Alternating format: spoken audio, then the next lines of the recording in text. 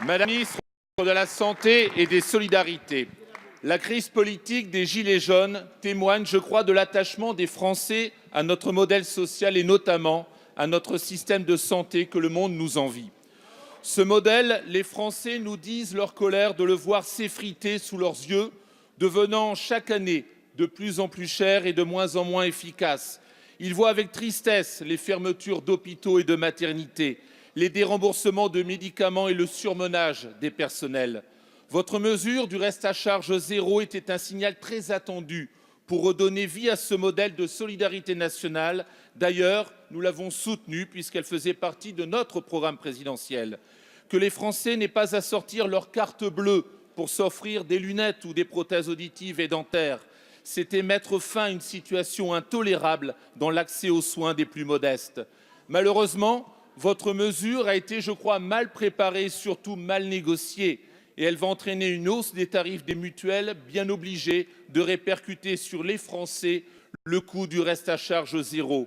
La hausse moyenne des primes de complémentaire santé sera de l'ordre de 7% l'année prochaine. Les retraités sont les plus touchés, eux qui étaient déjà violemment impactés par la hausse de la CSG et le quasi-gel de leurs pensions.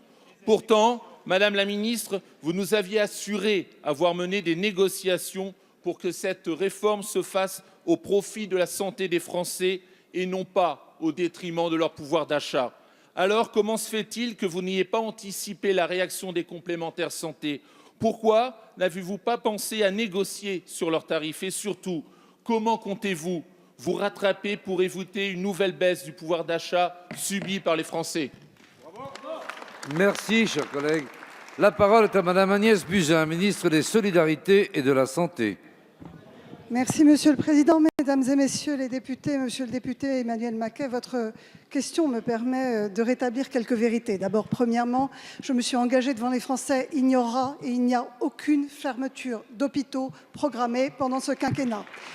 Deuxièmement, tous les déremboursements de médicaments le sont pour des raisons médicales, d'inefficacité ou de toxicité, jamais pour des raisons budgétaires.